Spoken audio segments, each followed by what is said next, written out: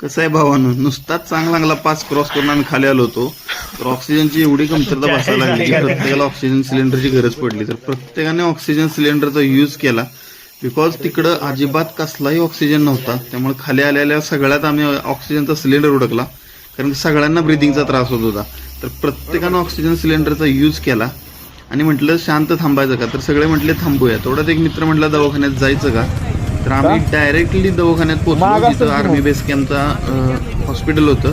तिथे गेलो, तिथे चेक केल्यानंतर ते डॉक्टर म्हटले काही नाही, शांत बसा, सगळं ठीक होईल. दिवस आहे 6वा. आज आपण जाणार आहे पँगॉंग लेकला. पँगॉंग लेकला बघायला विसरू नका. पँगॉंग लेक जो की 3 इडियट्सचं शूटिंग झालेलं होतं. पँगॉंग लेकला जाणार आहे. दम लागतोय लेमध्ये, थोडा श्वास फुलतोय.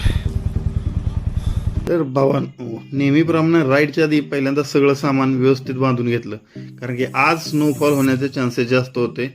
वेदर बघितलं तर वेदरला पण हे सांगितलं होतं की आज चांगलं 100% बर्फ पडणार असं वेदरनं सांगितलेलं होतं. त्यामुळे सगळं सामान व्यवस्थित आणि परफेक्ट बांधून घेतलं आणि सगळ्या ह्याला व्यवस्थित बांधल्यानंतर निघालो लेहमधून. लेह सिटी भावानं एवढी मोठी आहे की सिंगल झाड बघायला भेटत नाही.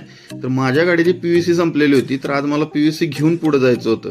तर मी सगळ्यात आधी PVC घेतली आणि PVC घेऊन प्लॅन केला पुढे जायचं. मला ब्रिदिंगचा त्रास होत होता, त्याच्यामुळे मी इथून एक डायमॉक्स म्हणून टॅबलेट आहे त्या मेडिकलमधून घेतलेले आहे. पँगॉंग लेहमध्ये नाश्ता करायला न थांबता आम्ही डायरेक्ट रोडवर थांबलो. तिथं चायनीज ऑर्डर केलं. भावानं चायनीज एवढं भारी होतं की नादच करायचा नाही, कारण ओरिजिनल चायनीज होतं. आपल्यासारखं असं कलर वापरलेलं अजिबात चायनीज नव्हतं. एक नंबर क्वालिटी चायनीज होतं. आणि त्यानंतर मला चांगलांगला पास दिसला आणि चांगलांगला पासचा घाट एवढा मोठा होता. आणि चांगलांगला पास जो आहे तो 18,766 फुटावर आहे. आणि मला माहित होतं इथं 100% स्नोफॉल भेटणार, आणि स्नोफॉल भेटला वाटत भावानो.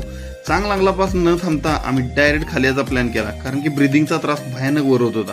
आणि माझ्या पुढे असणारी गाडी मला ओव्हरटेक करून एवढ्या पुढे गेली होती की पुढे जाऊन डायरेक्ट JCBला जाऊन धडकली. बघती तर काय गाडीची एक साईड परफेक्ट अशी JCBवाल्यानं उकरून काढलेली होती.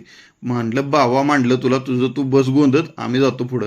आणि डायरेक्ट पोचलो भावाने आलिशान अशा हॉट स्प्रिंग पशी. इथं गरम पाणी होतं भावानं. इथं त्यांची लडाखची लोकल जी गुरं आहेत ती पण बघायला भेटली. आणि हा पँगॉंग लेकचा नजारा. माझं तोंड बघू शकता भावानो, पार तोंडाचा भाचा उठलेला आहे. चेहऱ्याची स्किन पूर्ण जळालेलं आहे, कोल्ड बर्न झालेलं होतं मला. आणि बॅकग्राऊंडला तुम्ही बघू शकता जिथं की 3 इडियट्सचं शूटिंग झालेलं होतं. एक सीटवर 40 रुपये फोटो काढायला, आणि जर स्कूटीवर बसायचं असेल तर 50 रुपये. पँगॉंग लेकला पोहोचल्यानंतर भावांनो आम्ही होमस्टे केला होता, कारण की होमस्टेज आम्हाला सेपर पडला होता, कारण 1000 रुपयामध्ये सगळ्यांसाठी रूम भेटले होते. त्यांनी दिलेले क्वालिटी जेवण भावांनो एक नंबर. पँगॉंग लेकचा नादच करा. थंडी